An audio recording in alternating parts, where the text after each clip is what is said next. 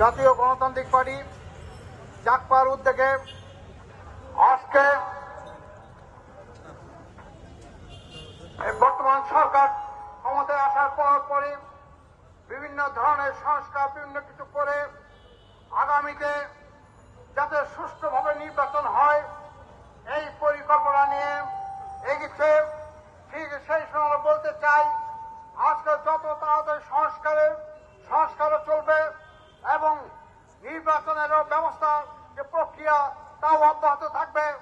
জনপ্রতিনিধির হাতে ক্ষমতা না দেওয়ার কারণে না আসার কারণে আজকে আমরা লক্ষ্য করছি চক্রান্তকারীরা বিভিন্ন ধরনের চক্রান্ত শুরু করছে।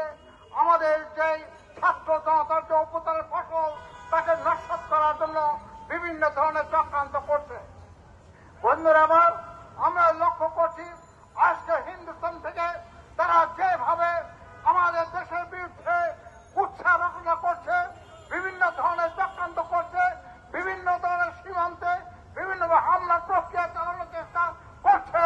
পরিষ্কারভাবে বলে দিতে চাই যে দেশের জনগণ একটি দেশকে পাওয়ার জন্য 30 লাখ লোক শহীদ হয়েছে, 2 লাখ মা বোন সম্ভ্রম হারিয়েছে।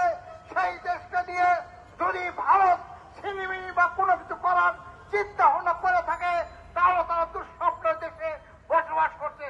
পরিষ্কারভাবে বলে চাই এই দেশের জনগণ 30 লাখ লোক শহীদ হয়েছে, প্রয়োজনে এই দেশকে রক্ষা করার জন্য 7 লাখ লোক আত্মহত্যা দেওয়ার জন্য তারা প্রস্তুত আছে। বন্ধুরা আমার, এই দেশে 30,000 দেশপ্রেমিককে নির্মম কষায়ের মতো হত্যা করেছে।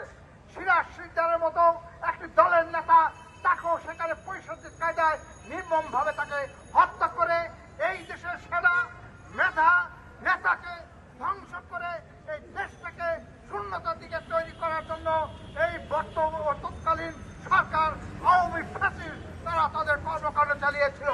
আজকে আপনারা জানেন এই সাইদ সহ এখানে 2000 লোককে কিভাবে হত্যা করছে হাসিনা। এই গণহত্যাকারী তার বিচার এই বাংলার বাড়িতে হবে। এই সরকারকে আমরা বলতে চাই দোষীদের তাদেরকে এই দেশে ফিরে নিয়ে এসে তাকে এই আইনের প্রক্রিয়ায় নিয়ে এসে তাদের সাজা দেওয়ার জন্য আমি আহ্বান জানাচ্ছি। এই আমরা লক্ষ্য করছি এখনো বিভিন্ন জায়গায় অনেকে আহত অবস্থায় আছে, তাদেরও ঠিক মতো খোঁজ খবর দেওয়া হচ্ছে না। আপনারা জানেন আজ পর্যন্ত আমাদের সামনে দাঁড়িয়ে আছে সাগর রুনির উত্তরসূরি ভাই ও বোনেরা। আজও সাগর রুনির বিচার করা হয়নি। আজও সাগর রুনির অবস্থা কি এখনো জনগণকে জানানো হয়নি। অনতি বিলম্বে আমরা চাই সাগর রুনির হত্যাকারীদের বিচার করা হোক।